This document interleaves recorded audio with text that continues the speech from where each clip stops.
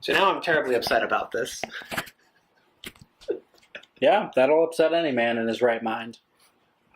When a man illegally wants to steal movies, as should be his right, and take them and put them in digital format, they should come with the fucking commentary tracks on the DVD. I couldn't agree more.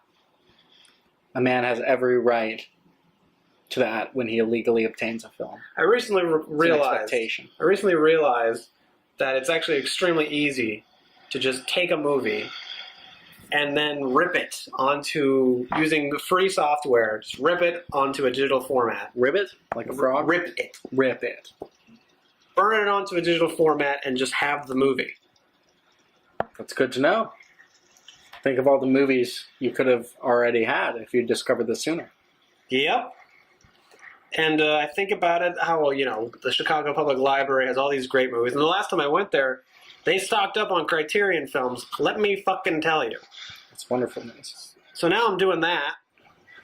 But there seems to be some technical difficulties. I guess your rip doesn't always include all the specials. Because here we are, watching Two-Lane Blacktop. Yes.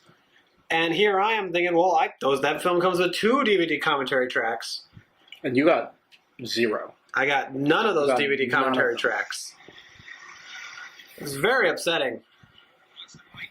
I'd like to open the show today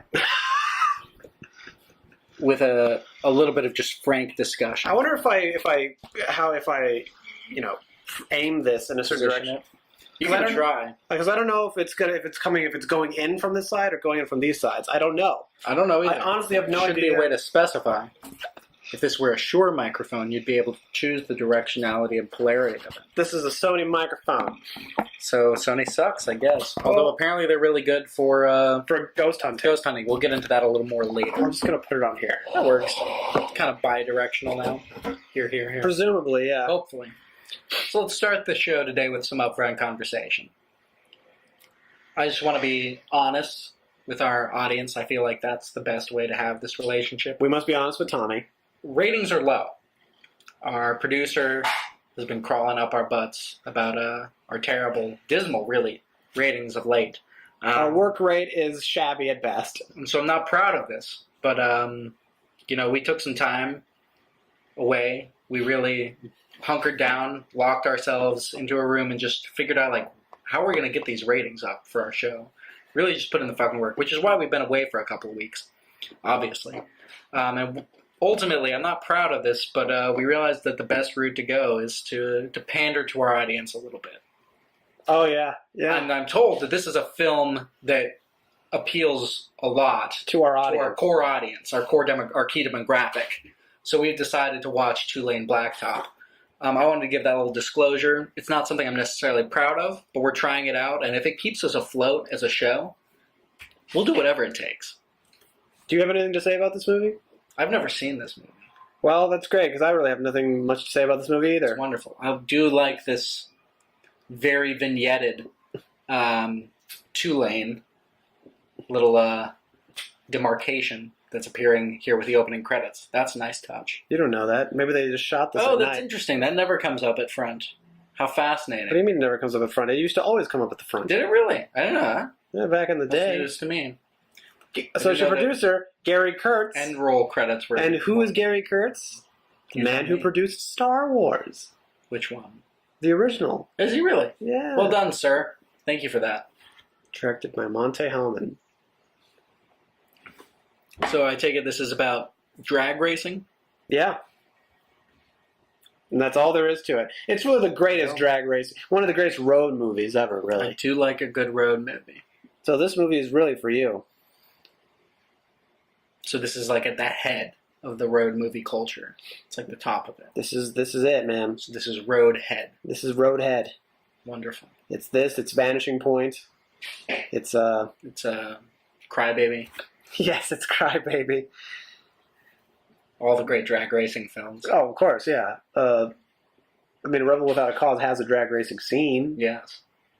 So does American Graffiti. A pivotal one, you might say. This movie came out really right before American Graffiti, as I recall. Really? Yeah. And by the same I don't know if Gary Kurtz produced American Graffiti. Who would later go on to work with George Lucas. Yeah, Seems sure. like that's probably what brought them together. They're like, you clearly like drag racing. I obviously also like drag racing. Let's make a movie about aliens. That must have been it. Together. That's the only logical explanation in my mind. Yeah. We've also upgraded our equipment today in an Presumably, effort. in theory. Hopefully. We haven't tested this out. This episode is the test run. This is the test run. We're trying some new things. We're trying to spice it up. I mean, for all we know, it's going to stop randomly at some point. We know that you guys love the show, but you've become inundated, perhaps, with the intellectual prowess. You feel emasculated, perhaps. How long is this movie? It's possible you feel emasculated Not by too long. The intelligence being displayed on this show. And so we have decided to upgrade our technology to better befit our proclivity for insight. So we're using this Sony digital recorder that Fabrizio had. I own it. It's apparently very useful in recording sonic EVPs. Yeah. That is the appearance of ghosts through digital noise distortion. And apparently this little thing could resell for Fabrizio for a little shy of $200 because of its value to the paranormal investigative community. And just like that, I'm moving to Milwaukee. And we're off to Shaker's Lounge to sell off this digital recorder and use it to buy something real. No, not really. We like old tech here. But on the news, on the note of new tech, you have a piece of news that may be relevant and of interest to our core audience. Yeah, well, I'm getting a new phone. I think there's more to it. I'm getting a new phone, and it is a phone which supposedly, presumably, as our society tells me, is an obvious uptake in intelligence. Or colloquially, the smartphone. Yes, I'm presumably gaining a phone of great intelligence. And this is after how many years of your At least 10. Pantech? Is that what it's called? This is my LG Expression 2. LG Express. My second phone was the Pantech. Oh, I see. My first phone... What was the first phone? I know what it looked like. It's like silver. But I forget what it... What it might have been an LG Expression 1, quite frankly. Sure. Not quite sure. But this phone has already served its purpose for you in that you won a bet with Alan Marshall. Yeah. Which he never technically paid me back in. But I guess I said it was okay, just give me, pay for my dinner at some There you point. Really, I should have just asked for the money. Yeah, and that's not the only time you've been, Screwed? Your financial recompense has been withheld from you. Look at you, constantly trying to segue into new stories. You said you have nothing to talk about, so I'm trying. You are really just trying to chug it along here. That's kind of amazing. Well, why are we even doing this today? Because we haven't done it in a while. You're right. The only time we meet up is on Wednesdays. Well, yes, Wednesday is the designated Fabrizio Isaac time together. Really, it should be every day. It should be, but fate is a cruel mistress. That's what it is. It's fate. It's fate. It's not your wife. It's fate that has It's not you. Punished us so terribly. It's fate. It's fate. Yeah, well, like I said, I mean, there's no fate but what we make for ourselves. Locking ourselves in a room to try to figure out a way to amp up our ratings. Of course, that has been on the side of a delightful series of... but short-lived. Delightful but short-lived series of trivia nights that Fabrizio and I have joined in together. So, at some point, a friend of mine invited me to trivia, and I went there and I did it. And I think 2 weeks went by. No, you know what? Let me try to retrace steps. There was the first week that we did it. And I think a second week where we did it again. And then there was a third week where you showed up. I was there the third week. Was it the third week? Yeah. Oh, that was you. That was there. You were there for that one. Then it was the second week. Then it was the second week. All right. The second time we did it, you showed up. And then the third time, what the fuck happened?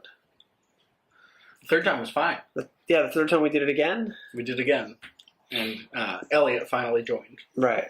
And And he then was the only person. the fourth time, no one was there, and it was just me. And me eventually. Well, but we didn't do it at the end of the day. And then the fifth time, we went, and there were too many people, and I was annoyed, and we left. There was too few, then there were too many. And then I just got annoyed of it, and I said, fuck it, we're not doing it anymore. Mauricio was not convinced that this woman was Jordan's sister. I was not, yes, I just wasn't convinced. I think he's a liar, and I think she's a liar. And that friend of his was clearly not his friend. I think he might have just met him. Okay. I think Jordan's a lying son of a bitch. No comment. He's not going to listen to this shit. But anyway, even if he did, fuck you, Jordan. I don't say that, Jordan. Don't listen. No. I don't mean that. Seems like a swell guy. He's just a liar. You can't trust him. Yeah, sure. Which is fine. I mean, I've had worse friends. We all have dishonest friends. Zodiac Killers. Holla. Nice reference. That's a good shout out. Because that would have been when this was happening. The era. That places you, man. Thanks for the time justification. Just like that. Anyway, but yeah, so a grand total of 5 times we did it. Technically 4. Really technically 3.5. When you consider that. No, you're right. 3.5. So, and after that it was just, so for 5 weeks we're doing trivia instead of this. And no, really, it's a good thing that it stopped, because otherwise we would not have no communication with Tommy. It's recentered us. We have now gone back to our roots. We've reprioritized. We realize what's important. Realize what's important in life. Tommy, please take us back. Take us back, Tommy. Answer my fucking phone calls. We were wrong. And we realize that now. I don't know, 480p, it looks pretty good. I think that 480p is great. Yeah? I don't know why we needed to improve on 480p. Oh, look at you. Here's the thing.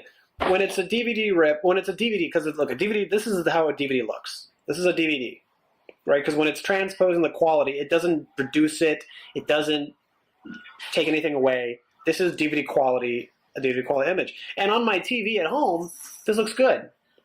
You know what I mean? Like I look on my actual TV, if I were to play this or the DVD, this would look good. I agree. I've never had like an HD 4K kind of TV, so I wouldn't know if this looks worse on those kinds of TVs. Never felt the necessity for it. Nope, never did.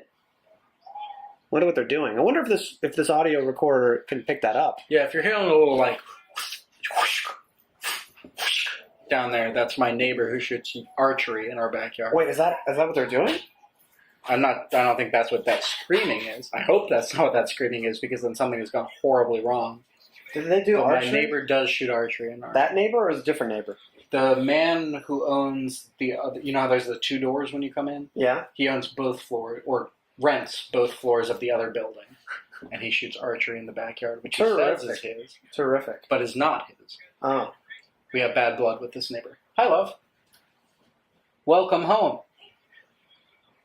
The laptop is charging on the desk. Yeah. Do I hear Irish music?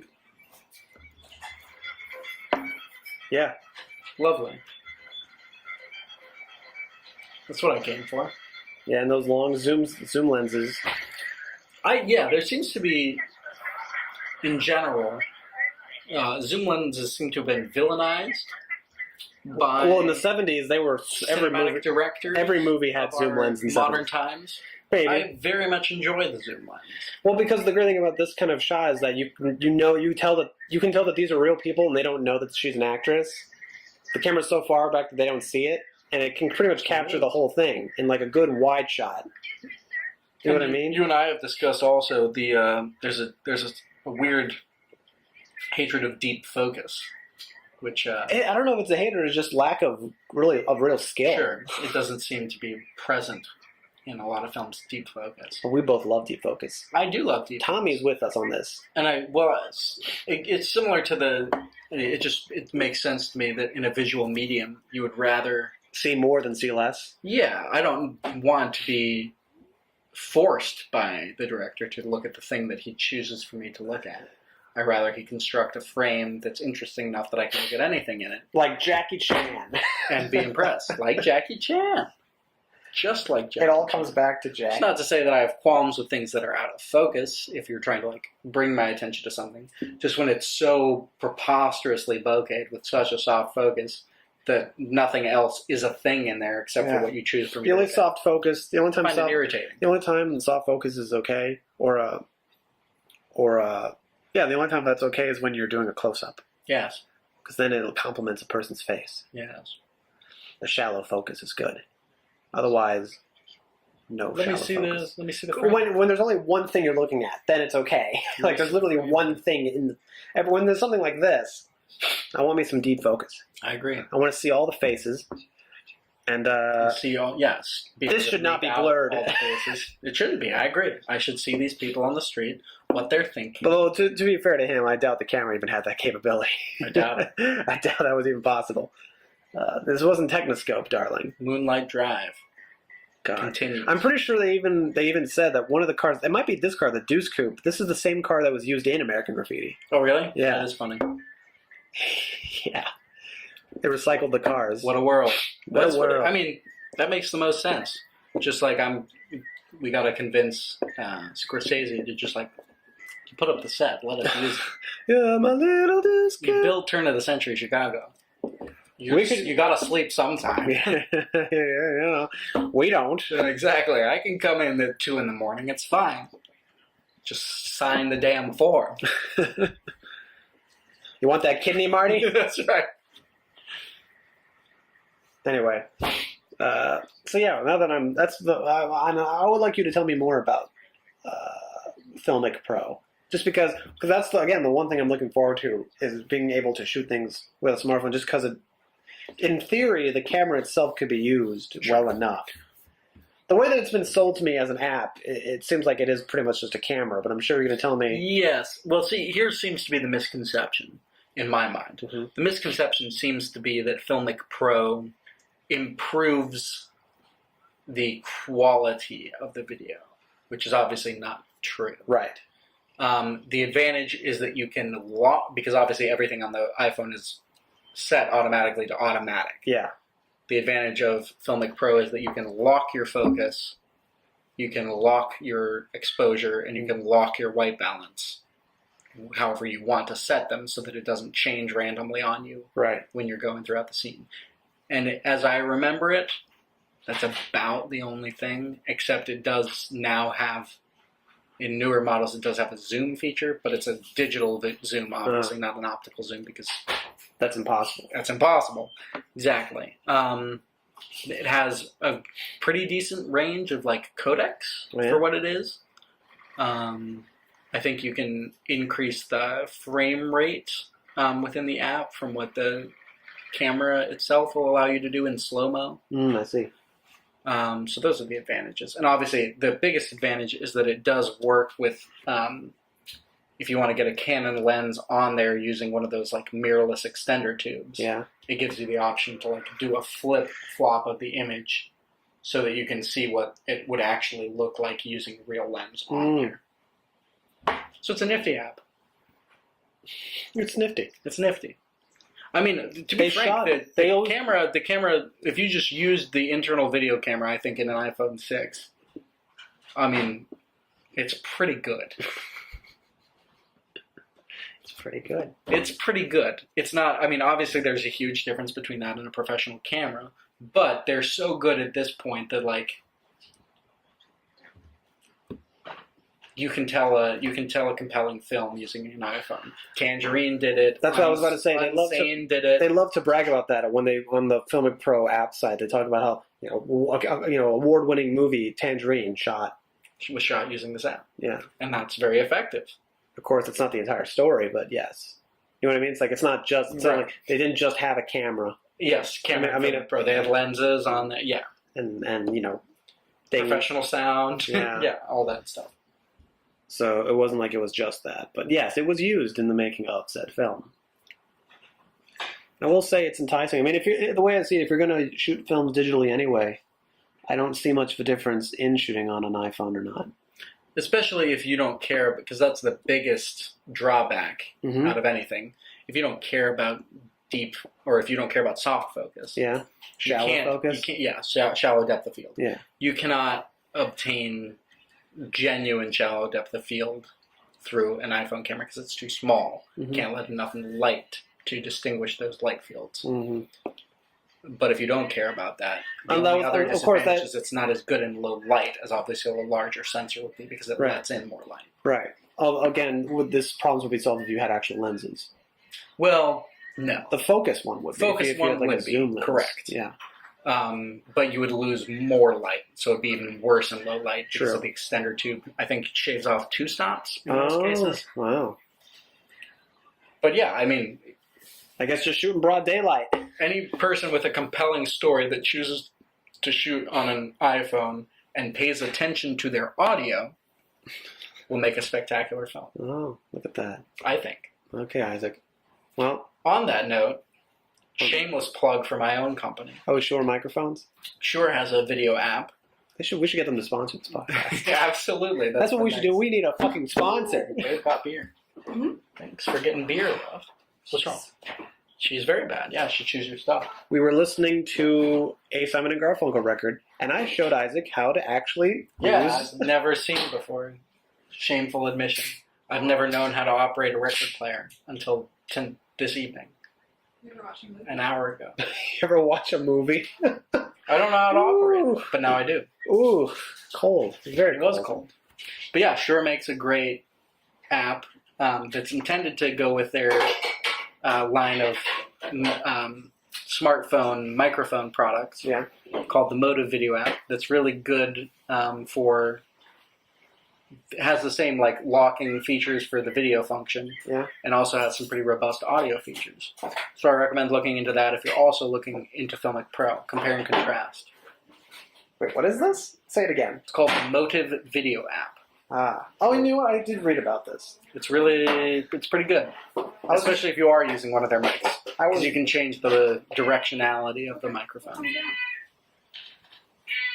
The cat's been there for a while. Yeah, he has been there for a while. He's been there all evening, actually, since I got home. Came down for like a minute and then he went back up. Maybe there's a ghost. There's a ghost. Once we play this back. We'll know. Well, because that's the thing, is apparently, even if you're like listening to the recording in headphones, Yeah. you won't hear the EVP. You won't hear it until you play it back, because in theory, the ghost is using the white noise, the digital surrounding frequencies, to manipulate their message in the recording, so you won't hear it live. You'll hear it in the playback. In theory. In theory. And in other bars as well. Yes. Also in other bars. That one's for Alan, who's not a member of our core audience. I'd like you to stay on topic. Tommy wouldn't understand this joke. Exactly. Actually, have you spoken to Alan recently? No. When was the last time you talked to him? I received a few texts from him while I was on vacation. Well, he was on vacation? Well, I was on vacation. Oh, in California. California. So Friday. What did he say? No secrets between friends. No, that's fine. Or among them. Friday, he said, "Let's go drink." And I said, "I am in California," which may present difficulties. Mm-hmm. And we could go drink, just not together. Exactly. And Saturday, he sent me a picture of something that was funny, as he's wont to do. Oh. There's Warren Oates. Have you had trouble contacting him recently? No, I mean, I haven't really tried. I see. He's just gone a little dark. The last time I physically saw him was when we went to the comedy club that you guys also went to later, I believe. Later? I didn't go to any comedy club with No, him. you didn't go to a comedy club? No, I didn't. He was like, "Do you want to go to the comedy club with me and Fabricio?" And I assumed you would. Oh, he was being very presumptuous. You must have been preoccupied with some other endeavor. Maybe I was with him during the day, but before he wanted to go, I said, "I'm leaving." That may be it. That's probably what happened. He was assuming too much. As he's wont to do. What? Warren Oates. Thank you, love. Hi, Warren Oates. You know Which one? This guy. Nope, don't know anything about him. Yes, you do. Tell me all about him. Warren Oates. Break him down for me. What, have you ever seen Sam Peckinpah movies? I've seen Convoy. Okay. and I thought I had seen Straw Dogs, but I've seen the remake with James Marsden. How's that? How is it? Yeah. It's fine. It's not enjoyable, Oh, but I don't imagine the original's necessarily enjoyable either. No. It does have some funny moments, though. It's brutal. It's brutal. Pretty brutal. Intense movie. Yeah. Did you see that on a date? Fortunately, no. That would be a real mood killer, wouldn't it? I would go, oh, yeah. I guess it depends on the date. It would be a mood killer for one of us. Either way.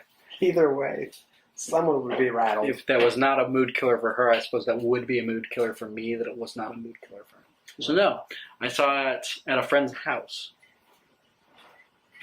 And they were not there? Well, no, they were also there. Oh, I see. So you saw it with them. But yeah, I was fairly young, so it must have been like after their parents had gone to sleep, it came on television. Because I can't imagine a parent being like, "This is good content. Enjoy." Well, that's how I saw Killer Clowns from Outer Space. Yeah, Let me tell you, it's just all right. still reeling from that one. What? You got treats. You were already given them. Clearly, he does not agree with you. You were already given treats.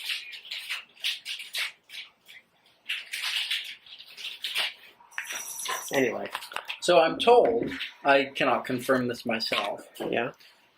but I am told that Chicago has a bit of a drag race subculture You know, that operates on lower Whacker Drive on the weekends. Oh, you see, I know that there's some drag racing in my neighborhood. Oh, really? Yeah. In Dunning, of Pol- all places? Polish people love their cars, man.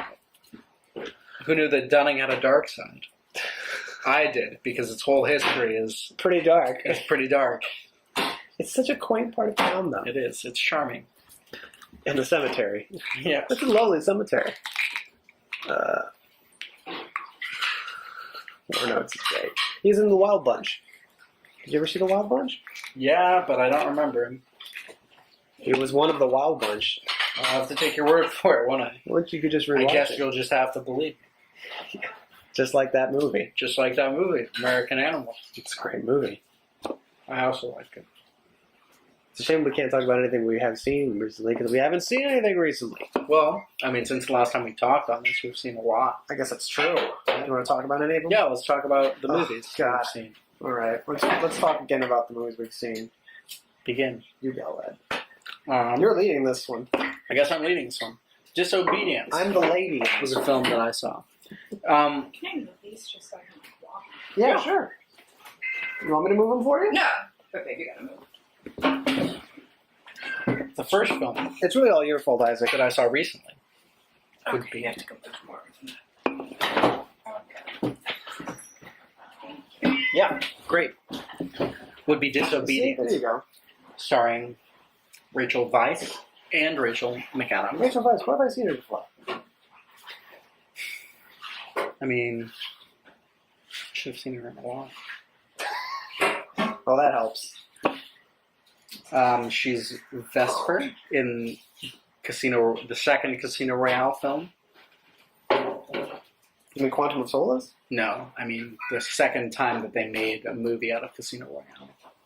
There was a previous Casino Royale in the Bond franchise. Sure, but that was from before like, Casino there's Royale. one from the 60s. That's what I mean. That's So impossible. not that one, but the more recent one. The second Casino Royale.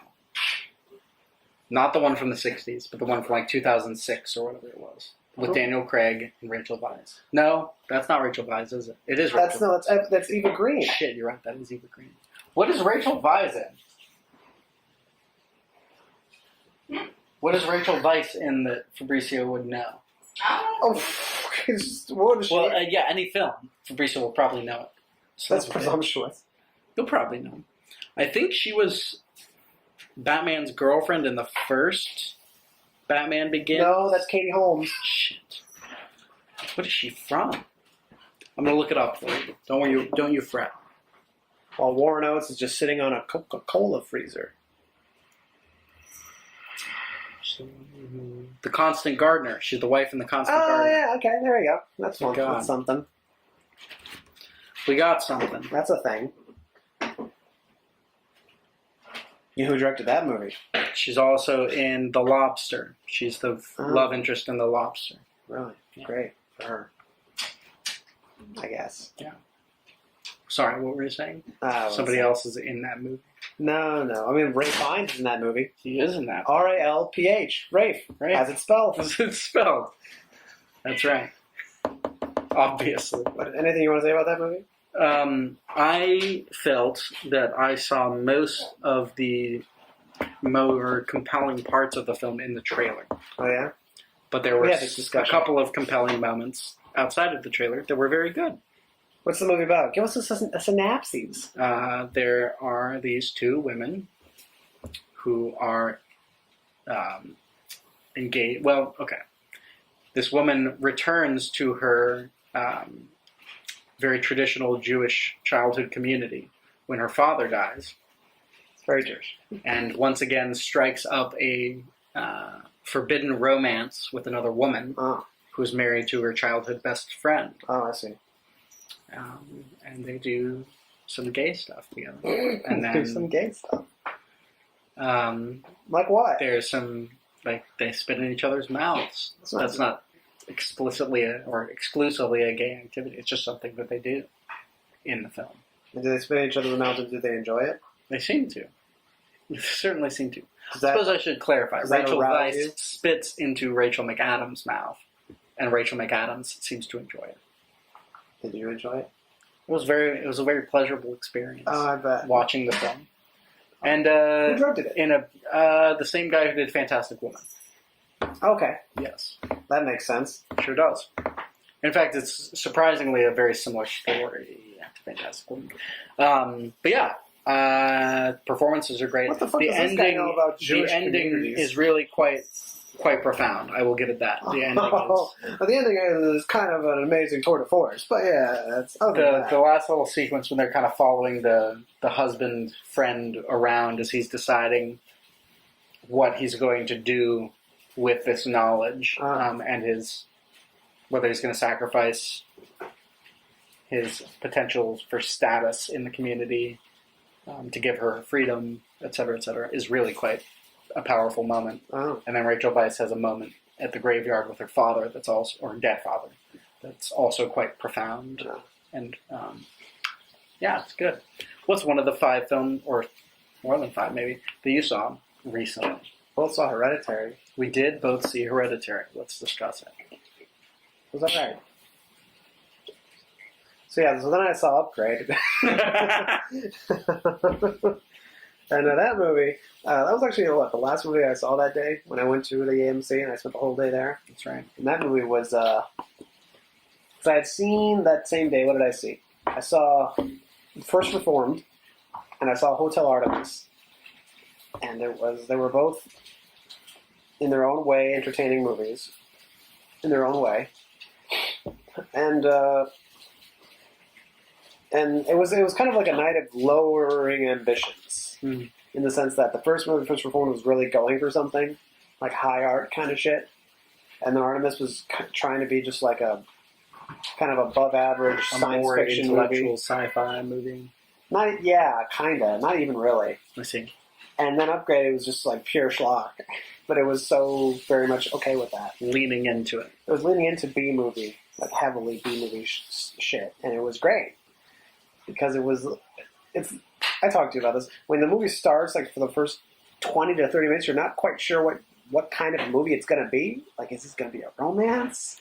Is this like an action movie? Where is it going? Where is this going exactly? And it is interesting. You're like, well, you really are thinking, what exactly kind of movie is this? Because it is science fiction. That becomes very apparent from the first scene. Also, it seems to be a thing now. It's like almost a cliche. The movies begin with vinyl records starting. I feel like we could make You said that. a montage now of, in the last 5 years, movies that begin with someone or include scenes of someone putting on a vinyl record. And now I can do it. Now I can do my scene of that. Exactly. My hand drops the needle. And I'm you hear thrilled. and then this starts. But what were the songs that they? Hotel Artemis began with the Mamas and Papas. That song that they're known for. Whatever the hell it I is. think it's California Dreaming. I think it's the Mamas and Papas, yeah.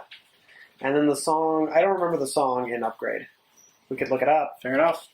We could It's look not up. really worth it. But yeah, and that movie begins with the vinyl record starts. and he's in a garage, his own personal garage, presumably, and he's fixing up what looks like a muscle car. You know, like a 1970s muscle car. So and he's fixing it up, and so I'm watching that. I'm thinking, okay. So, but like the movie's opening credits, like the way the opening credits were, like sci-fi, real sci-fi shit. So Right. I'm thinking, okay, so it's a science fiction movie. And that first scene, I'm thinking, a period piece. it's like, oh, okay. He's starting up a car. He's listening to a vinyl record. So any minute now, we're going to get some real heavy science fiction. And then the next shot is like of this futuristic car. It's like a self-driving car. And this woman is in it. And she's talking with someone on a TV, virtual holographic TV inside the car. Sci-fi. Well, I guess this is a science fiction. But that guy doesn't care for technology. He's a man of tangible, textural qualities. Much like the Unabomber. Exactly. One thing, and then so she comes home and it's like they're a couple, they're married, and their house is very like I don't know what kind of architecture I would describe it as. It's like ultra modern, you know, where it's like it looks like the walls are made of brick almost, but everything feels really cold. But it's like not very big, but there's geometry. I think I can picture this. Yes, You know, it's like everything's got like white brick. There's no, it's not white. It's like a cool gray. I see. Or like I don't picture it anymore. It's not sterile. It's still a house. It's just a house from the future. I see. Uh, Very clean design. yeah. Mm. And then he's fixing up his hot rod. The hot rod is like for a client, I guess. And so they go to the house with the client, and the client is like this. I've described him to you as like a fucking Nazi. Right. Not in his beliefs, presumably, but his appearance. But his appearance, he's like got the perfect young wonderkind Nazi look, where he's like a young, looks like almost like 18 years old, really pale, strong Every time you describe jawline. him, you do the Mr. Burns. I do, because that's how because he's kind of like, because he's like a genius, he's socially awkward, so he just kind of holds himself his body together, is like scrunched together. Yes. And he's got like platinum blonde hair that he slicks back, and it's like, oh, he's like a Nazi. There you go. And does he wear a sports coat? no, he doesn't wear a sports coat. I see. What a shame. It is a shame. Does he wear it all leather? No. But Also a shame. But he goes to the house, he gives him the car, and he's saying, you caught me at the perfect time. I'm right in the middle of perfecting my greatest creation. I forget what it's called, some kind of chip. It has a name. Got a name on the chip. It's something better than this, but for the purposes of this story, we're going to call it the fidget. Fidget chip. Fidget. Sure. And they're going to call it fidget. And so he has the little fidget chip, and then they leave his house. Also, mind you, the way his house is designed, that one is like super futuristic. Like, just the room is like this weird, it's much more open space, colder. He's over like this weird metallic golden screen thing, and there's a cloud. There's just like a literal cloud. And they're looking at him and saying, "What's that?" He's like, "That's my cloud." It's my cloud. Okay. Don't you like it? It's bizarre. Again, I was confused. What kind of movie is this? Where are we going here? Where are we going here? And so they come home from the car. They're in the self-driving car. But then the car malfunctions, and it takes them to like a dingy, shady part of town. Which it's not supposed to. And then they get attacked. The car like malfunctions and like flips on itself. And they get attacked by these thugs. And they like, the wife gets killed. Like instantly, you're thinking, "Whoa, didn't see that coming." Brutally. And then he gets like shot in the back, so he becomes quadriplegic. It's cruel. And then he's in the hospital, and then he comes home and he recovers, but he's like still quadriplegic, so he's like in a wheelchair. And then the friend is like, I can rebuild you. I have the technology. My fidget can do it. I put a fidget in you, you're fine. And so at first he's reluctant, but then he goes to the police to see how their investigation's coming along, and they're like, "We haven't found him yet." And then he's like, "I wish I could use my hands." Because then I could do it. So he goes to the guy, and he gets the surgery. Then the guy's like, technically speaking, this technology hasn't been proven yet, like tested, and so like it's not You can't legal. be doing this. We shouldn't be doing this, so I want you to sign this waiver saying you won't say this to anyone that we were doing this. And then he becomes, he's $1 million man. You know, he's got his body back, right? But then it shortly finds out that the thing like talks to him, almost like a more intelligent kind of Siri, but it's in his brain. The nose can hear it. And so very quickly, this machine helps him to solve like the crime. Like, let's look at the crime footage. Like, oh wait, look at that! Isn't that weird? And so the machine in his brain helps him to find the first murderer. And they go to his house and they sneak in. And the machine's like trying to tell him, like, no, what are you doing? You have to attack him now. First of all, it becomes very, like, pretty obvious pretty quickly. This robot is very willing to murder. Like, it seems to be. Like just Not only willing, but educated in the method of breaking into houses, of stealing things. Like it says, take off your shoes. You know, it's like so you don't leave shoe prints. Exactly. It's like what the this thing? How does you know? And then he comes home and says, hide behind the curtain. Now you must attack. You have the element of surprise, but he doesn't do it. And they get into a fight, and the guy's kicking his ass. And then there's like, Fidget, help me. He's like, let me take over your body. And then all of a sudden, he starts kicking ass. And then he's kicking the shit out of He's kicking the shit out of the guy. And then it's really a funny scene, too, because it's like something out of the movie Tuxedo with Jackie Chan, where the body is fighting, but he's just kind of watching his body do this. Like, whoa! Surprised by it all. Yeah. And at one point during the kitchen, he starts smashing plates over his head, but he's just watching his body doing it, going, oh my god! Oh, stop! You're hurting him. It's pretty hilarious. Uh-huh. I'm not gonna lie, and the audience is very receptive to it.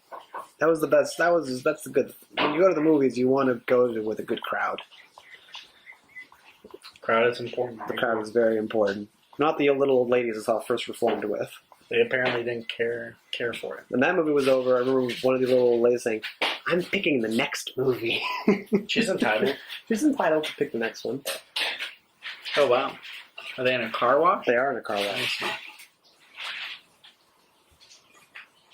Or maybe they're not. I don't think they're in a car wash. I think it's just raining. It's the second best car wash scene I've ever watched. And it's not even a car wash scene. It's not even a car wash scene. That's why it's second best. What's the best one? In Tangerine. That's a great scene. Oh, you're right. Don't just When he's like giving a blowjob while they go through the car wash. Yeah. What the fuck is this? It's a vagina. What the fuck is this? You tape it up? Where is it? Yeah. That's pretty great. I remember I saw that at work. Okay. I was with a friend of mine. At Columbia? Yeah. Nice. A Malaysian friend of mine said, I heard this is a good movie. Nice. Let us watch this. And we watched it in the office. That was very interesting. Yeah, this film is fascinating. This was shot on an iPhone? I believe it. Yeah. Time to make the fucking donuts. It's my favorite line from that movie. Anyway, but yeah, so then throughout the movie, the machine helps him to find the other murderers, and he kills them all, and some really great choreographed fight sequences and chase scenes. It's all about the choreography. It really is. And then eventually he finds out, oh, the guy who put Fidget in me is the one behind it. And then they go to take him down to shoot to kill him, and the cop chases him, and she because she discovers he's the one who's been killing the killers. Yeah. And so there's a confrontation at the young Nazi's home. But then we find out that in fact the Fidget, the robot itself, was behind it the whole time. Shocking twist of events. It was a twist and then a twist within a twist. It was like the movie had a twist. The movie had, but then there's a final twist. Where throughout the movie, he sees his dead wife in front of him. It's like it's not like a dream. It's like she's there. And at the very end, when he's fighting with himself, like in Superman 3 kind of thing, to try and get his body back from the Fidget, he wakes like he's about to shoot himself, and then the screen goes to black, and then he wakes up in a hospital bed, right? And it's like, and his wife is there, and she's saying, "Oh, we were in an accident." So it's like leading you to believe that this whole thing. Oh, really? You guys are going to be like this whole thing was a dream? And then, but that's the thing. I was watching them thinking they're not actually going to do that. What a cop out! I was leaning. Really, if you were there, I was leaning forward in the seat, going, "What?" Because I was really just the movie had me, I guess. And then we find out a second later we're back in the Nazi man's house, and the cop is like, Frank. I don't know if his name's Frank. Right. Their names are not important. It's not relevant. Names are not important in this movie. Frank, and the fidget's like, Frank is not here anymore. He's in a better place in his brain. So he's like, oh my god, he trapped him in his own mind. Inside his own He mind. pulled It's a Matrix shit. not Matrix, Repo Man. Repo Man. He pulled a Repo Man Repo on. Man. That's fucked Or up. a Brazil. Oh, to take your word for it. Anyway, so he in the movie he shoots the cop and then he walks away and the robot wins, and that's how the movie ends. That's fucked. And I thought, badass. That's a hell of a way to end the movie. That's a great way to end the movie. What's the last shot? It's important. The last shot is literally it's one shot, shoots her like multiple times in the gut, the cop, Mm-hmm. and then he walks away towards camera, and then And that's it. and that's it. That's a hell of a way to end the movie. I remember watching that. I remember there was like this couple watching it next to me, and whenever there were those plot twists, the girl would just go, ah. And then when the movie ends, she just shoots her and he walks away. And it was a lot of fun. I'd recommend that movie. Yeah, it's on my list. It should be on your list. But speaking of Brazil, Yeah. a Terry Gilliam film. Oh, yes. Let's discuss the poor, sorry fate of Terry Gilliam. What is going on with Terry Gilliam In a nowadays? shocking twist within a twist. It turns out the French co-producers had a plan within a Yes. plan the They whole had a plan time. within a plan the whole time. So, Well, set this up. What are we referring to? so yeah, Terry Gilliam has been working for multiple decades at this point On and on creating his Don Quixote inspired film, The Man Who Killed Don Quixote. Yeah. He finally, after it being Now there, like connected to Spencer's fire. the prime example of development hell in all of Hollywood history, he finally made this film. He premiered it at Cannes, the esteemed international film festival. The movie is well received. It was generally well received.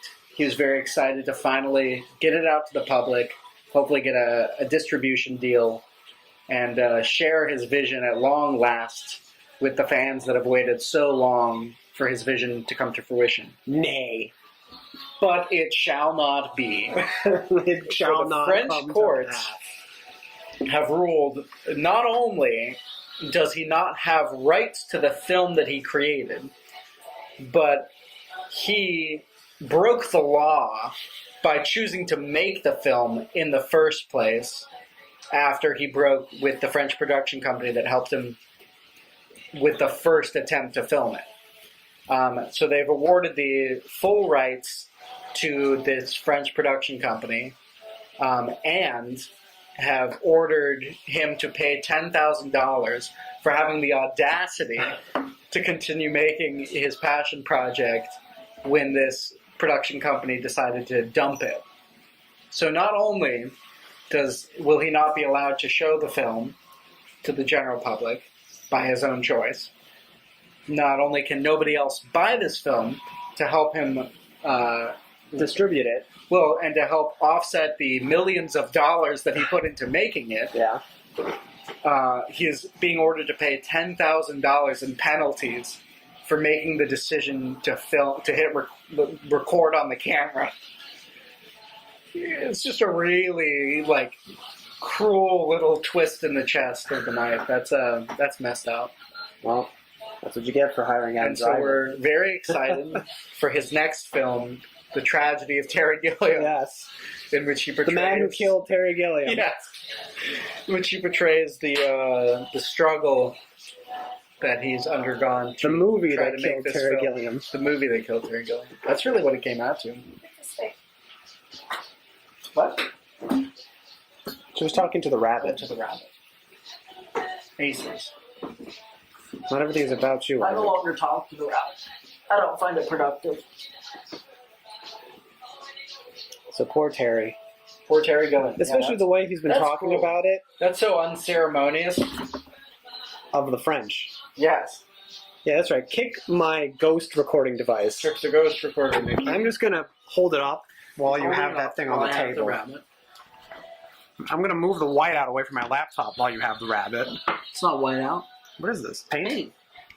Interior, exterior. Oh, not a thing. See, I just thought it was a really large whiteout It box. could have been one of two things, and you guessed wrong. Like, Either whiteout. really large whiteout or really small paint. Just let go of the rabbit. It's free. Proceed. Proceed.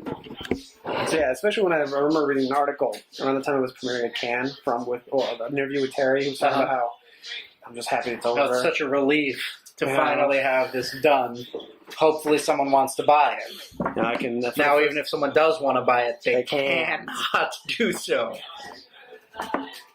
That's cruel. This movie is cursed. It is cursed. I'm sure anyone who I don't watched. know what kind of witch he pissed off while he was filming The Fisher King, Yes, it was that movie. but it has come back. Actually, to bite I'm him pretty. in a serious Actually, it was Harvey Weinstein. He There pissed you them go. off when they were making Brothers Grimm. There you go. That's right. That's cruel. The voodoo curse of the Weinsteins. That's really sad. Yep. And another surprising piece of news, more specific to Chicago and our specific film industry. Oh yeah. We received an interesting little bit of news about the founder of Chicago's Oh yeah. This primary film studio. I remember. Oh yeah, you were in California when this news. Perhaps you'd like to relate this story. Okay, so Alex Spicios, I believe is his name. Spirios. I think. Spirios Yes. is currently the head of CineSpace in Chicago, Yes. which is like the biggest, really technically the only real studio. Yeah. There's also like There's another one just called like Chicago Film Studio or something like that. But Yeah. it has not received very much attention and therefore is dwindling. doesn't really have the resources of this other one either. No, it does not. But yeah, this place is a compound. Yes. But yeah, this the largest film studio in Chicago, privately owned, used to shoot all those fucking Chicago, All the Chicago shows, PD, all of Med, Dick Fire. Wolf's pet all of projects, Dick Wolf's pet projects, several Amazon original films. things like that. Yeah. The man is currently, well, technically speaking, he's not on trial. He's off the hook now He's off the hook because because there was and I forget the other guy's name. He was working with the FBI to.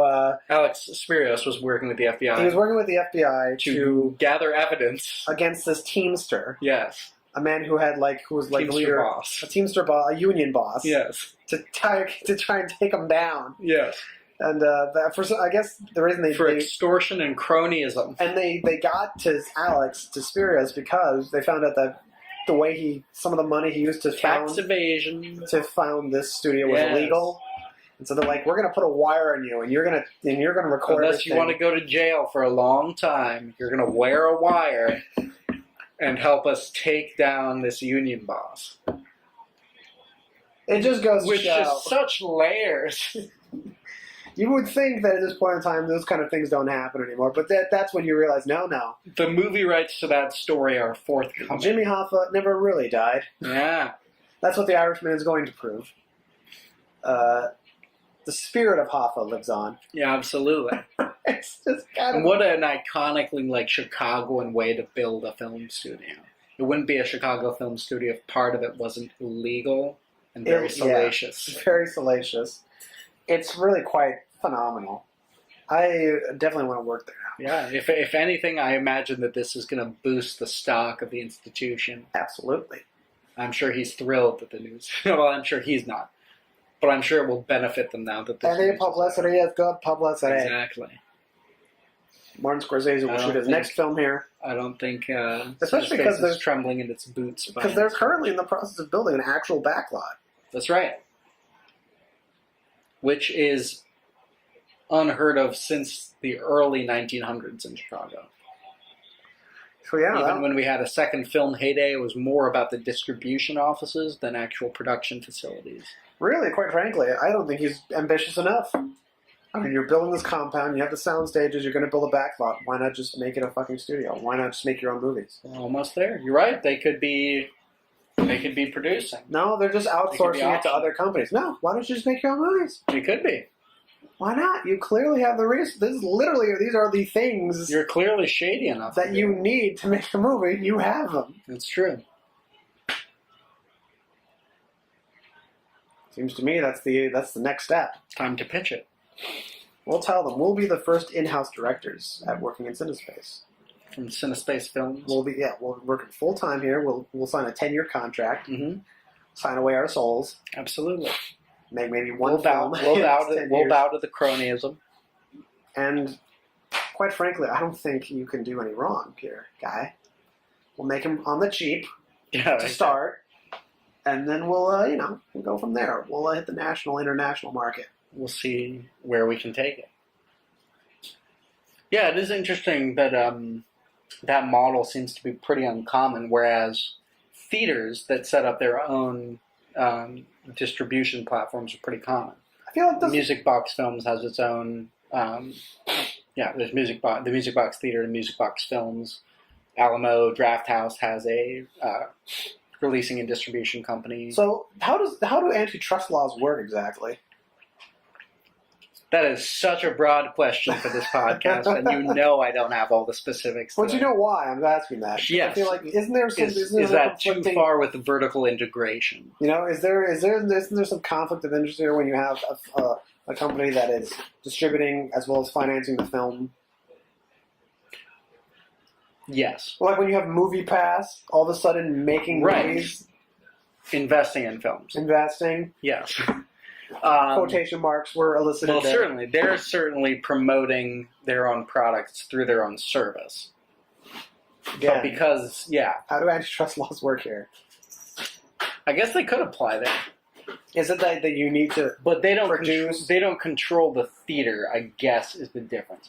For instance, Balaban and Katz fell apart when they were purchased by Paramount, because then Paramount not only controlled the production of the film, but also the release of the film. Whereas MoviePass doesn't necessarily control the release of the film. They don't tell you whether or not it goes in the theater or deny you the opportunity to see it. They just can give preference to their own films through their own web app. I mean, I So feel that does seem like a thin line. In fact, I never thought of that. That's pretty especially when you consider that all companies have parent companies. Yes. And there's only a handful of parent companies that really exist. So when you think about it, it's all going back to the same shark.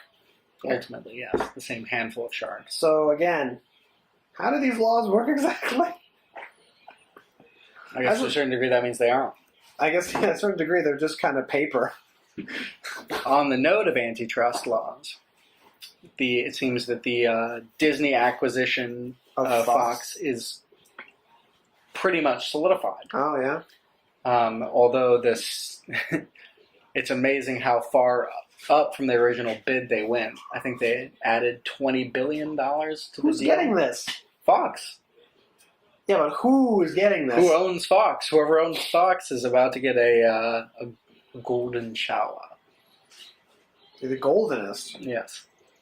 Because originally their offer was $47 billion, which was mostly comprised of stock options. How much their stock And is some worth? cash.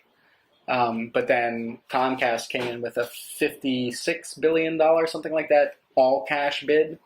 So instead, Disney has come forward with $56 billion in cash plus the stock options, coming around to about $71.6 billion in total. So a good day to be the guy who owns Fox. And a bad day for the X-Men, the Fantastic Four, Well, and all probably the not a bad day for Marvel them. franchise. Not a bad day for the Fantastic Four. They never had a good Well, day. sure. Perhaps a good day for the Fantastic Four. Bad day for the X-Men franchise. Bad day for Deadpool. Bad day for Bryan Singer. Bad day for Ryan Reynolds. Well, Ryan Reynolds, I'm sure it's a good day. Whoever is it. I assume that's why they Project ended Runner on Deadpool 2 the way they did, when you look at it in hindsight. You know what I mean? Where they kind of just wrapped everything up.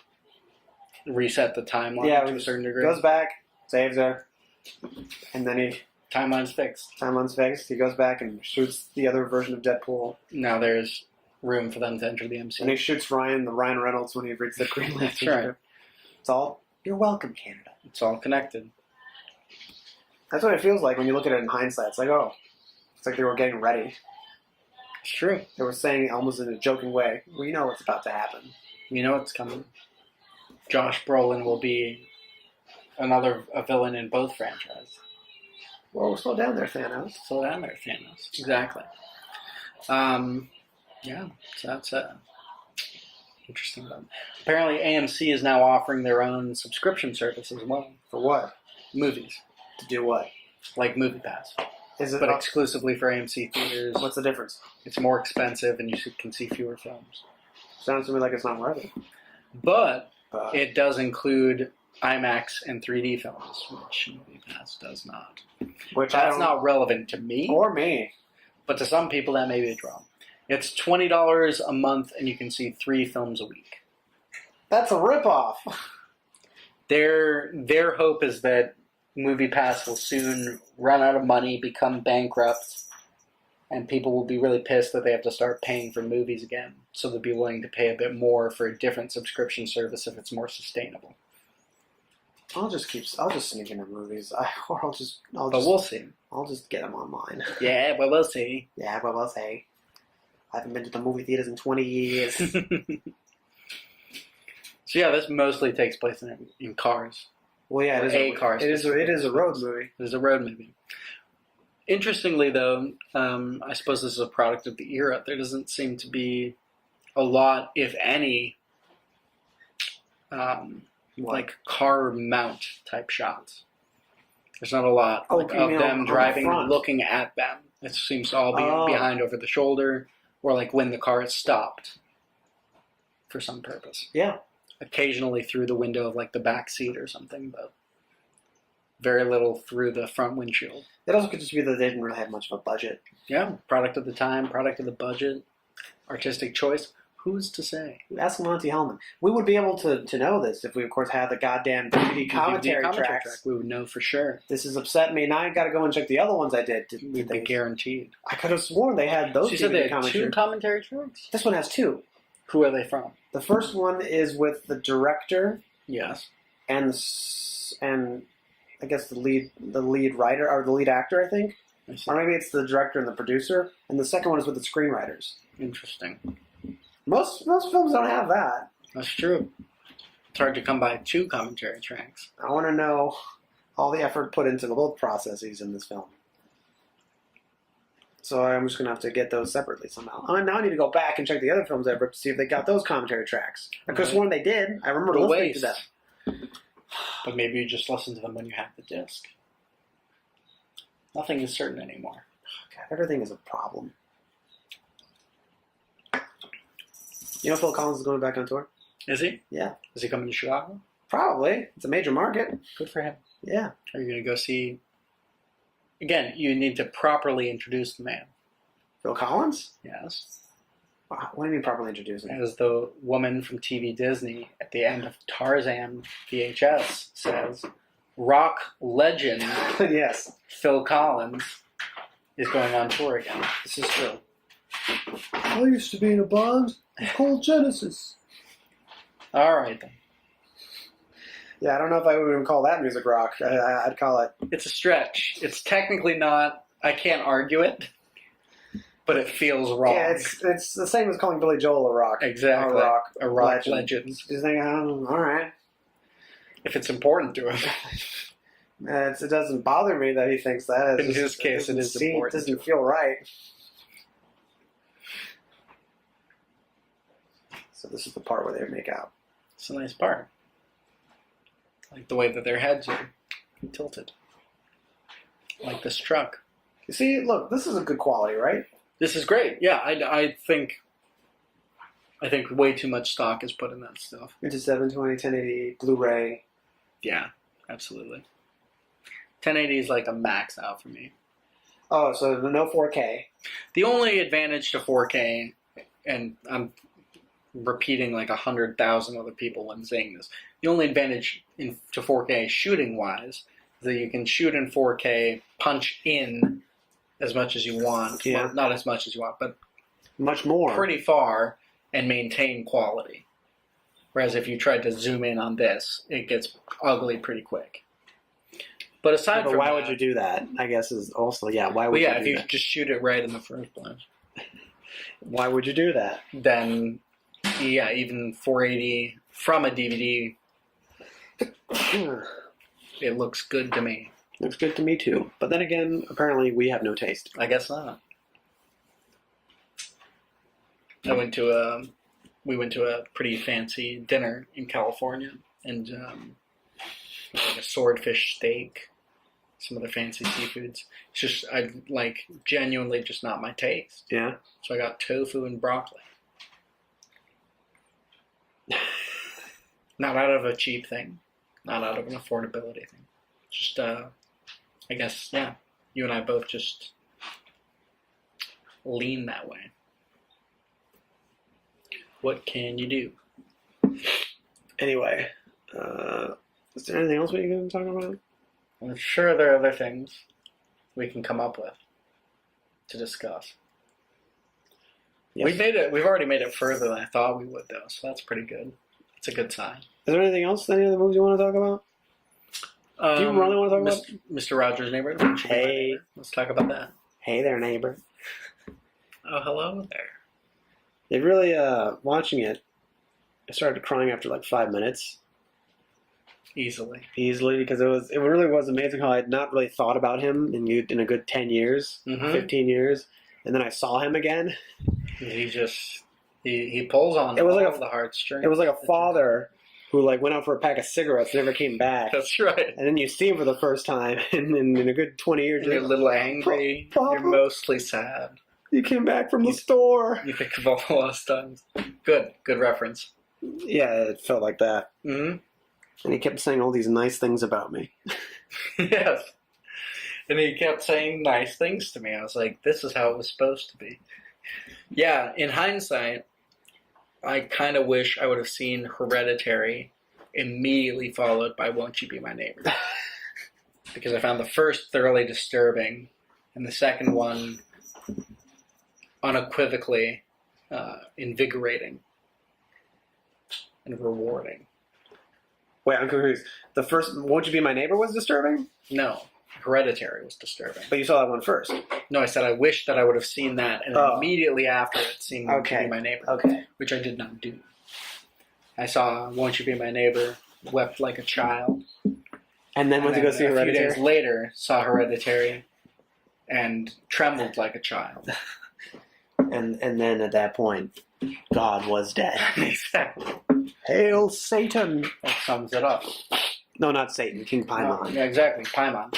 Very particular about that. I love hearing his explanation. Yeah, I just didn't want to do Satan. Seems So- like he's overdone. So I did another So demonic I king. just did the King of Hell. One of the 8 kings, That's an arbitrary number, too. isn't it? There could be there could be 13, there could be 50. Who said how many kings in hell there are? How do you feel about buildings that take out the 13th floor out of superstition? I think that's just stupid. I think that's I think it's an entire waste of a floor. Well, it's not. I mean, it's not. It They're is. just labeling them They differently. just don't use the number. It's not like they removed. No. That's even dumber then. 12A, 12. Just like on the elevator, it says 12 and then 14. That's really ridiculous. So you're still using the 13th floor. You're just not But it's the calling. 14th floor. But it's not. It's the 13th one from the ground. It's still there. Just on top. My building has a 13th floor that's described as the 13th floor. I think I need to leave. I'm concerned for my You safety. see, it's my favorite number, 13. 13? Yeah. I like it. It's an ominous number. I don't think it is. You see, I've never understood this. Why? What is the history behind that number being so? Do you know? No, I don't. On that note, well, it's not really like Halloween, The movie? the movie. I mean, Friday the 13th is where I got it. Friday the 13th, Halloween. Halloween, the upcoming... Remake? It's not even really a Or remake. sequel. It's a sequel. It ignores everything in the franchise past the first Halloween movie. But is like another... Well, it's the second Halloween 2. You say ignores, but it's like there's no way we could have had it canon with Season of the Witch. You know? What? Season of the Witch, the third Halloween movie. Right. Like, without even saying it, you could say, yeah, of course it ignores all that stuff. Well, but it also ignores the first sequel. Okay. It is the second I don't even Halloween. remember that. I don't remember the second Halloween It's movie. the second Halloween movie. Couldn't have been that good. It was not. Season of the Witch was better. Jamie Lee Curtis She's back? returns. For what? in the remake. To do Well, what? In the sequel. To do what exactly? It's set the same amount of time as it's actually physically been since the last film. Uh-huh. So she's an older woman. Well, yeah. Yes. Kind of hard to ignore that. Monsieur Myers breaks out of prison Again. and comes to finish the job Again. with Jamie Lee Curtis. Okay.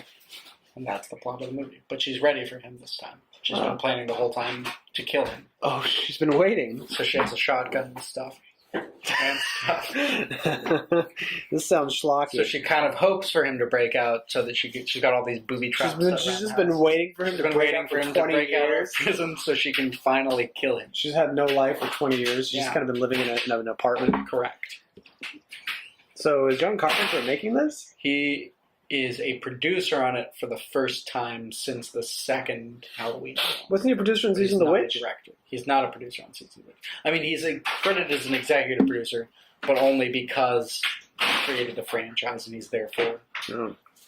obligated to be. Well, just like George Lucas is still an EP on every Star Wars film, even though he doesn't. So what you're saying is that there's no The way first that film this he's film... involved in, but he's not There's directing. no way this film could be better than H2O. Well, obviously not. The film where Busta Rhymes does a full frontal kick on Mike Myers and launches him out of a window. Correct. That movie was kick-ass. What the hell is that movie?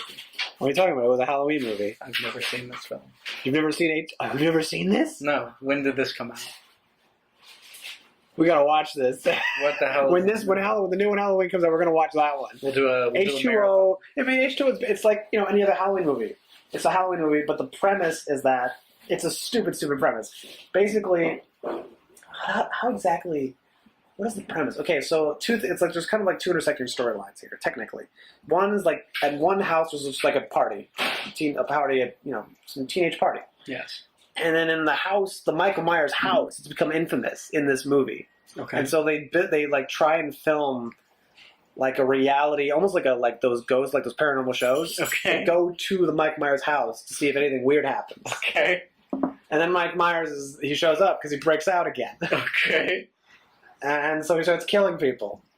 And then it's like, but it's weird because they have cameras set up in the house, and then the guy at the party at the other house is watching it on his laptop because it's being streamed in real time. And it's like Very weird. it's so weird. And then Tyra Banks is there. Naturally, And I Busta- love Tyra Banks. But do you? I do. Oh, that's very fierce of you. I do love Tyra Banks. And Busta Rhymes is there.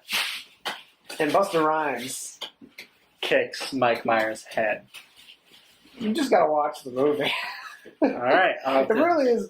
Up guess until I'll have to that watch the point, movie. it's just like it's just a dumb Halloween movie, and then Busta Rhymes turns into Busta Rhymes. It's amazing. This sounds preposterous. It's amazing. I love it. Speaking of laptop horror films, do you What? see that Unfriended is getting a sequel? Unfriended to the dark web, Dark Web. or is it dark web or is it web of darkness? I think it's Dark They Web. should have gone for the web of Web darkness. of Darkness is better. I'll give you that. Web Spider-Man of 3, Darkness. Web of Darkness. There will never be a Spider-Man. There's only ever going to be the one Spider-Man 3. You don't think they'll ever? They're cursed on the... I think it's going to go in decreasing numbers. It's 3, then it was 2, and then it's going to be 1. They're still gonna make. They're gonna make another Spider-Man movie though. They won't do it. You don't think it's gonna It's happen? not going to happen. It's going to fall through at the last minute. At the last minute, the Marvel fucking franchise is gonna collapse on At itself the last minute, like a neutron star. Marvel and Sony are both going to lose the rights to the Spider-Man film in the French courts And they're going to give it to Terry Gilliam. to what's her name? Shoot, what is that woman's name? Kathleen Kennedy? What do you mean? Julie, the woman who did Spider-Man Turn Off the Dark. Turn Off the Dark? Spider-Man Turn Off the Dark, the Broadway musical. Oh, that woman. Yeah. Yeah. She's going to get exclusive filmic rights to the Spider-Man story. And Then both Marvel and Sony will have to pay her $10,000 for each Spider-Man film that they've illegally made. And then we will not have a Spider-Man movie for 20 years. Exactly. And we will be fine with And this. there's nothing wrong with that. I can wait another... It is okay. I can wait another 20 years before I get another Spider-Man That's movie. not a problem. I Really? think it might be beneficial. It really will. The absence makes the heart grow fonder. That's right. And you know what? Spider-Man has been overexposed. been hurting. It has not helped him in the slightest. Hey, we need a Spider-Woman movie. Hey, I'll watch that. I'd watch a Spider-Man movie. She's nothing like Spider-Man. Spider-Man into the Spider-Verse actually looks kind of interesting. Though. Yeah? Yeah. Finally get to see Miles Morales. It's about damn time. Oh, yeah, I'm really biting at the nip for that one. You don't like Miles Morales? I don't give a shit about any of this stuff. He's a more engaging character, I think. Than who? Peter Parker? Peter Parker. What's so great about him? He just has a little more personality. He's got more going on. A little more spunk. He's Childish Gambino's nephew, That's exactly what it is. He is Childish Gambino's nephew. according to the movies, which are technically canon. What? In the Spider-Man movie, Spider-Man Homecoming, Childish Gambino's there. And he makes a Yes. reference to his nephew. Miles? Yeah, It's a little bitch. they make a reference to it. They reference him in the movie. I don't like it anymore. I don't like it. Take it out. Childish Gambino, yeah. Childish Gambino is now canon. He is the uncle of the other. Star Wars and MCU canon. This is true. I don't remember that. Is that in Homecoming? Yeah, it is. Son of a bitch. It is. I would say I guess I'll have to rewatch that movie, but No, I'm not going to do that. we can rewatch the best scenes in the movie. I'll give me a super cut of every time that Yes. his name always escapes me. I never get Childish Gambino? No. Peter Parker? No. Michael Keaton? Michael Keaton. Michael Keaton? Every time that Michael Keaton's on screen, I'll watch that. Hey, Pedro. Watch that. Yeah. I just do my thing with the hand. I think of Michael Keaton. Did you ever see the movie Night Shift? No. It's a great movie. With Henry Winkler? Is that the one where they're undertakers? Yeah. Morticians. Yes, and they're... And then they turn into pimps. Yeah. I have seen that film. You have? Yes, a long time ago. That's a great movie. I remember being amused and disturbed. Let's So watch yes, that on it here. is good. That's On next. the Night Shift. That's next week, right there. That's really the movie. I'm confused about like why adults and like youths keep swapping out on me here. What do you mean? Is this one story of like the same group, or is it like intercutting timelines? No, that's not intercutting timelines. They're all the same group. I see. They know him. Where's the young man, and why is this old woman here? There's you see, there's the young man. Right, that's the car. They're following. There's a story here that if we were paying attention to, it would make sense. But they're in separate cars. Yeah, But they have the same story. they're all involved in They're the same related, story. right? Yeah, they connect. They match up together. We would know this if we were watching this movie. We would, but all I see are yellow and blue cars driving. Some people make out sometimes. There's rain. There's a lot of rain. occasionally. Yeah. And that is what this film, Two-Lane It's funny Blacktop, because we have had subtitles this whole time. could have been reading them Could have been reading them. if I only know how to read. Like Hagar the Horrible. Yes, When he always signs XXX and then someone else says, "Oh, you have the same signature as me." that's right. It's a good one. Would you like the ham and cheese sandwich or the croque monsieur? What is a croque monsieur? It's the hot and ham and cheese sandwich. So what is the difference? $5. Another great Hagar the Horrible. I love how you just inserted that voice. That must be how he talks. That must be how he talks. Well, that's how the French waiter talks. How would you know that? I presume. Yeah, exactly. You presume. I do presume. That's a French waiter. You remember the movie The Meaning of Life? Yes. With Monty Python? Where the French waiter, he tells him, "Follow me. Come on. Come on." And it goes on for like a whole minute. They keep following him, and then they end up in like the countryside, and he goes to his house. That house? That's where I grew up. And then he just goes on to describe how, my mother sat me on her lap and told me, "You must try to live your life, to help others in peace and contentment." And so I became a waiter. Well, it's not much of a philosophy, I know. Fuck you. I live my life the way I want. Why did you follow me out here? Exactly. He just walked away. There's the meaning of life. And there you have it. We should watch that movie on here too. I told you that was another movie I watched with Alan from beginning to end. Meaning of life? Meaning of life. I don't believe it for a moment. It's a great movie. Guess you just have to take my word. You'll have to take my word for it. Yeah. Alan watches many movies from beginning to end. In fact, in the last few weeks, we've watched The Departed multiple times from beginning to end in his apartment. I've never seen it. It's just on. I think I've seen it once. The Departed? No. Alan finish a movie. Have you seen The Departed? Yeah. Once? Yeah. So technically that was a correct statement, but Yeah. you said no. So that makes you a liar. I guess so. Can't argue with that logic, can I? That's right. I caught you on your web. No, I said I've never... Okay. Don't try and justify yourself. You're right. You're right. Oh, now it's real drag racing. Now they're actually... Drag shoots and all. Now they actually are racing, This is yes. bona fide.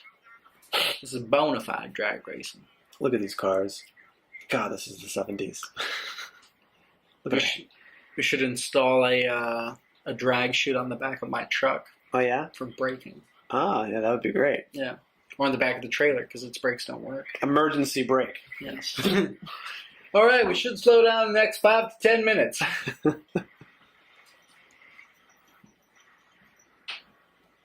Hope for green lights.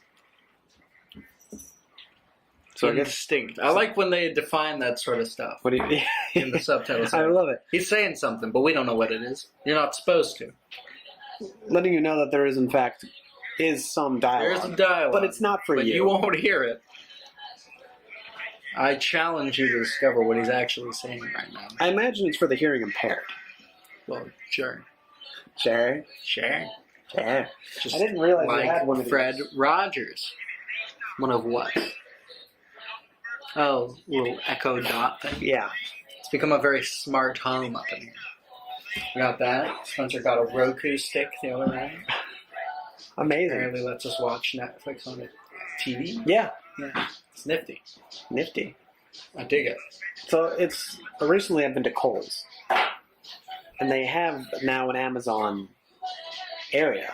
That's right, where you can return stuff to Amazon. It's kind of ironic in a way, isn't it? That they ended up having concrete brick and mortar stores. Yeah, and to a great degree, really, especially with their like lockers that they keep rolling out. Yeah.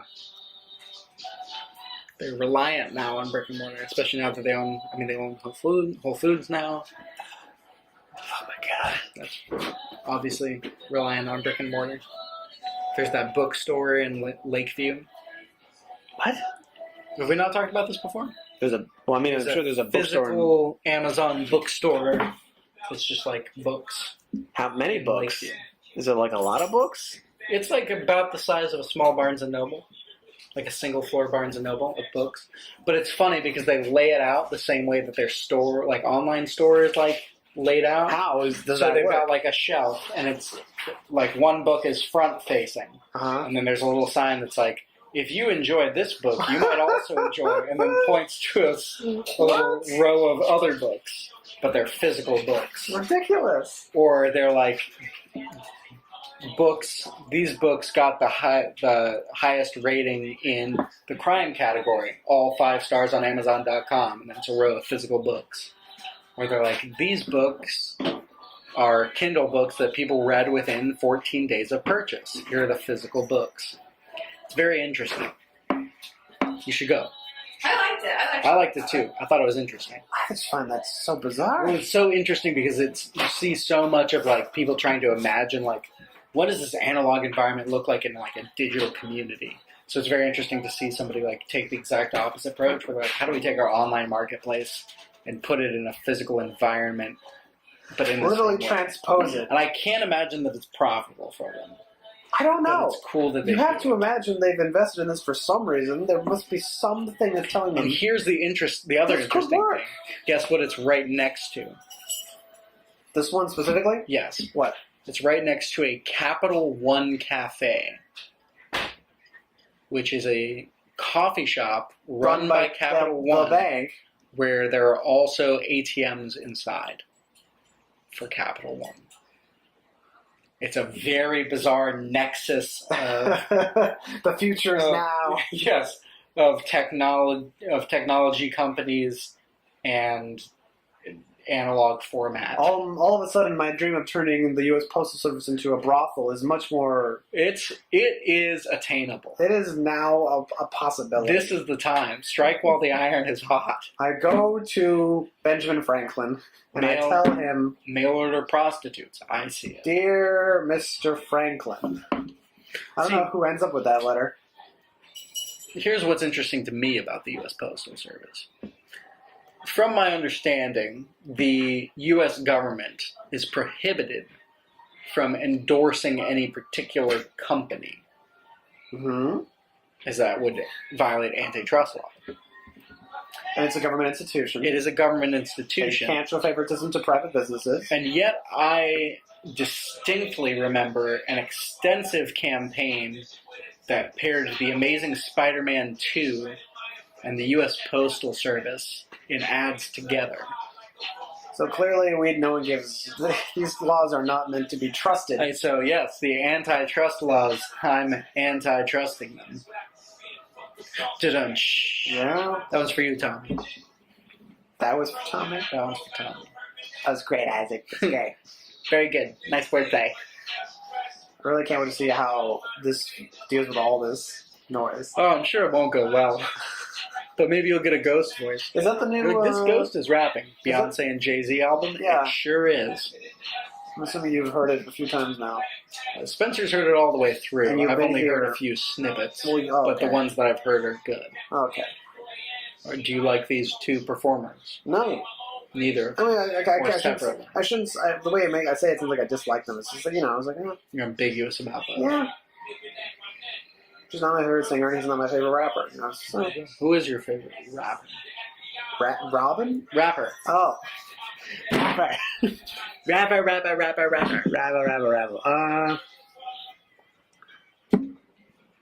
Is it Kid Cudi? See, Doesn't really count. that's the thing, is I would say him, but at the same time, it doesn't count. Really count. He's like, the thing he does is not rapping. It's... And then it goes real fast, but it's Get it, kind of harmonious. Exactly. Yo. Yeah, I wouldn't call him rapper. So I guess, Take your time. Let me write. I don't fucking know. Wale. I'll say Wale. That's fine. It's not my favorite, but he's, I like his music a lot, so I'm good with it. I'll say Wale. Now they're racing at night? Yeah. Is this still legal, or are we back to like underground racing culture? We're back to underground, I believe. Badass. That's what I came here for. I came here tonight to watch drag racing and eat grilled cheese. And I've just finished my grilled cheese.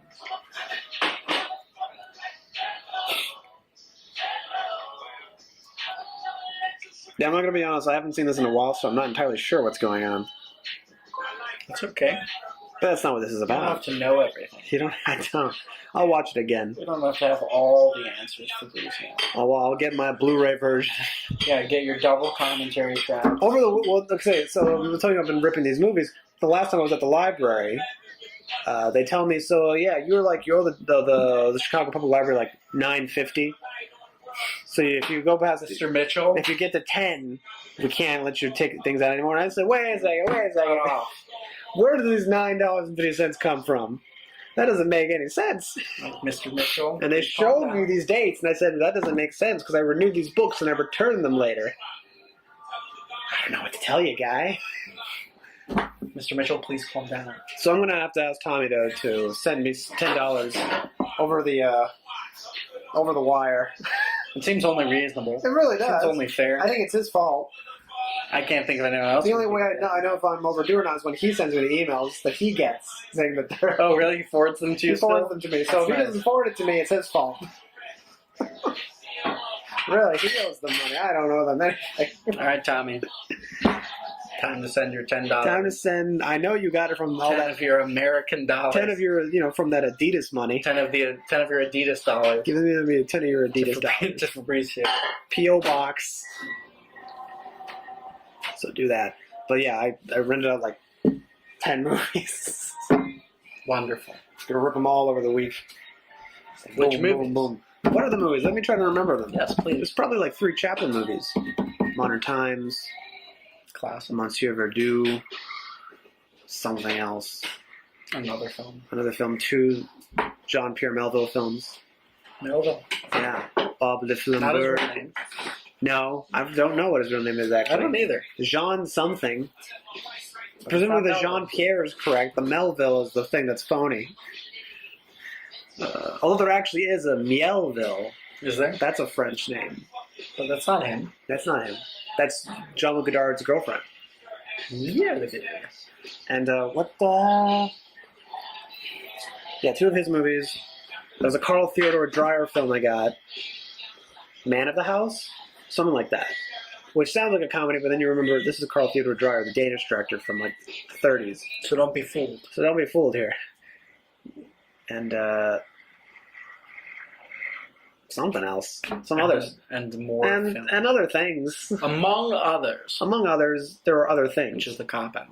Just like the other cop-out of one thing leads to another. Yada, It's yada, such a yada. Yada, yada, yada. Wop to bam. All Ramalama cop-outs. ding dong. Yes. Give peace a chance. Give peace a chance. Eva et Niage. Adolf Hitler was born. One thing led to another. And the United States dropped an atomic bomb on Hiroshima. That's a very large gap in that. One thing led to another. It's very succinct. That It's the succinct version of World War II. yeah, in a sentence. One thing led to another. Right, Tipper? There's a lot of scenes in gas stations in this movie. Which I guess makes sense. Yeah, what else can you do with a road movie? It's a car, it's a gas station, it's a restaurant, or a hotel. Those are your options. There's- Not even a hotel. I'd say motel if you're going to really stick to the spirit of it. in Shakespeare's dramas, all of it would take place in the town square. But I thought, well, in American culture, there is no town square, but there is a gas station. Is that from the commentary track, or are you inserting that? Because that's very good From what? for this. No, that's not from this. That's wonderful. That's Baz Luhrmann, the Is it? Australian director, talking about Romeo plus Juliet. That's wonderful. He's an odd duck. So, where did people meet up? Where do they come together? The gas The station. gas station. Where do I set the opening scene in the gas station? That's from the story of film. How do you feel about that film? Shakespeare and Bollywood have a lot in common. Vivian, Yeah, what's up, love? what was that password again? Oh, it's changed, actually. It's a capital M. Alright, maybe we shouldn't do that. Carry on. You fill in. It's a capital M. A-N. But yeah, anyway, now let's see what's going on in this movie. We have We used it. Yeah, she was like, I got a weird message about somebody's signing. now they're driving off in one direction. They seem pretty angry. Well, the one guy seems angry, not James Taylor. It's pretty much the same. And lowercase. A. N. Every time Isaac leaves me, I run out of things to say to you, Tommy. Which, as I'm sure, says volumes about our relationship. R. 1.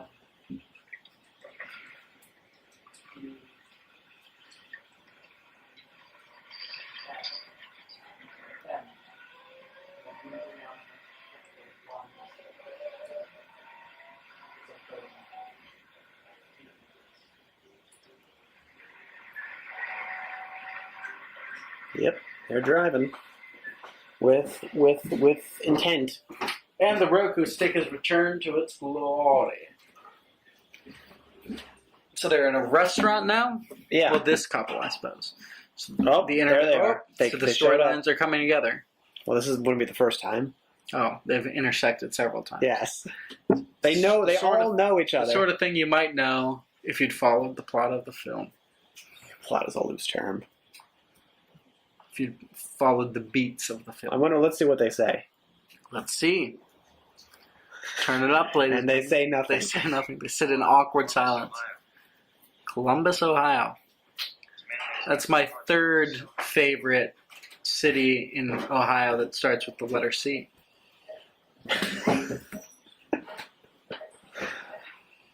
As my buddy Fabricio might say. He would not say that. What's your favorite city in Ohio that starts with the letter C? Carsonville. It's a great choice. It is funny that most of Ohio's major cities. First off, they have a lot more major cities than a lot of other states. Well, I think it's because they don't have one city that's really that big, so they have a bunch of medium-sized cities. Spread around. But 3 of the 5 off the top of my head that I can think of are named or start with the letter C. And the other 2 are Dayton and Toledo? Correct. Yes. And a lot of them are not that far apart. I don't know about that. I wouldn't know. Dayton and Columbus and Cincinnati are all like 45 minutes away from each other. Well, sure, but in theory, that's still covering a lot of ground. I mean, that's not the. It's a sizable state, but it's not the biggest state. Yeah, I guess. I suppose. I suppose you're And then there are correct. some cities where I'm like, I don't know if you have any large cities, but I'm sure you must. Like Montana. Yeah. Like Butte, It's beautiful, yeah, by their I standards. guess. Providence, Rhode Island. That's their big one. Where's where's Lincoln? That's Nebraska. Lincoln or Omaha, I guess, are the 2 Nebraska cities. Uh, But like Mississippi, what the hell is a big city in Mississippi? I was about to say Jacksonville, but then I thought, wait, that's Florida. Yeah. There's a Jackson City in Mississippi, though, isn't there? Is there? I don't know. I don't know a single big city from Mississippi. Birmingham, it's Alabama. Yeah. Oh boy, now we're just doing geography. Now we're doing geography. No. We're doing trivia after all. Aren't we just? Yeah, it always comes back to geography, which I'm terrible at. Which I'm pretty good at. You're pretty good at. But who needs who needs to remember the 50 capitals of the 50 states? Just get them out. Most of them aren't that important, That's why God made maps. quite frankly. It's the capital of Illinois is Springfield, but who gives a shit? It's not important. It really isn't. Because no one. And if you want to become a powerful political figure, You're not going to Springfield. your better route is through Chicago. So. It's better to route yourself through them. This is a movie that's just a lot about glances and looks and. Are they significant? Yeah. And, movie where. Are there arcs? They all get arcs? Yeah, they got some arcs. I love arcs. It's not about the talking, it's about the driving. Mm, And that is it's my kind of road movie. the GTO, that's a great car. You should buy one. And what's funny is like I'm really literally these characters, none of them have names. Oh, really?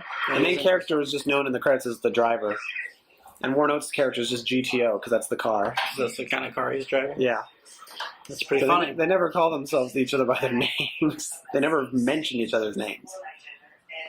They just all know each other. So why would they? That's fair. Why would they be talking? I'm not gonna be Hey, like, Frank. hey, Fabricio, what's up, buddy? No, it would be like someone saying, "Hey, Frankie Panatelli." Sure. Why are you saying my full name? You're wearing a wire? This guy's wearing a wire. Take him out. Linguo, dead. I am dead. You remember that? Mm-hmm. Lingua, the grammar robot. The greatest character that show ever produced.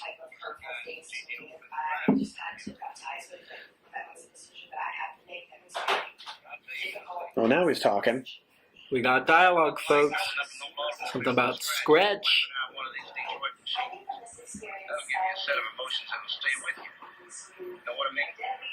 So when you go back through this, are you going to listen for ghost voices? Just to be fair. No, I'm pretty sure I'll just assume it's more notes. Fair enough. Warren Oates. Well, yeah, there is a lot of. You got Warren Oates. It could be Jay-Z. Yeah. It could be someone screaming outside about my neighbor shooting bow and arrow. Yep. That's a heck of a shot. Isn't it just? Couldn't get that on an iPhone. You could not. So they're like traveling around the country to these drag races? Yes. Oh, I see. Such as one that might be in Columbus, Ohio. Yes. Also known as the capital of drag racing. Is it? What is the Columbus, capital? Ohio is known of. I wonder what is for the nothing. capital of drag racing. Me too. Let's look it up. I want to know if that kind of Let's thing see has if- an let's official see if- capital. If it is drag Google- racing. If Google will answer that question. Technically speaking, we really should know. World capital. This is really bothering me about the fucking commentary tracks. You have no idea. That is upsetting, The isn't first it? thing I do when I get home, El Camino. That's the other cars, the El Camino. Fucking world. Every time I hear that, I think about That 70s Show. Yeah. Jackie, you don't understand. This car is an El Camino. That's Spanish for the Camino. Which of course is not true. And also, then that makes me think about The Simpsons. Detroit. Detroit? Yeah. It's known as the capital of underground racing, drag racing. All right, whatever. I guess it's car capital already, so why not? Fuck yourselves. I'm sure that's not true. But then that makes me think about The Simpsons when he says, "And what about that tattoo on your body that says 'Die Bart Die'?" Oh, that? Oh, that's German. It says "V Bart." V. Oh, well, I can't remember that. Oh, the guy speaks German. We got some slow motion here. They have a lot of those, like car And now the jokes. movie's over. Oh wow, it's burning. The film No. is burning. Now, if it weren't for the fact that this is a DVD, you would think, oh wow, the movie's. But there's They just wrecked the film. boom. And then it's the credits. That's girl. a very odd way to finish the film. That's okay. You're right. The The mechanic, beginning. needles. Hot rod driver, driver's girl, Texas hitchhiker, Oklahoma hitchhiker. I was originally forced to upgrade the Mac OS X, Oh yes. and that wants me to do the iCloud thing, but I refuse. High Sierra. The iClap? iCloud. Oh, I see. Well, tell it no. The GTO again, though. There's two No, GTOs. that's the name of those are the actual cars. They list the model of the car. No way. That's nice. I like that. Monte Hellman also edited the movie. Good man, Monte. Good man. He edited. Putting your own blood, sweat, and tears into your work. I like it. Yeah. Bonnie Prendergast appears again. Perhaps related to the Prendergast that assassinated Harrison Sr., Carter Harrison Sr. Well, thank you for listening to Background Noise, Tommy. Once again, Isaac Carlson and Felicia Brown. We'll see you soon.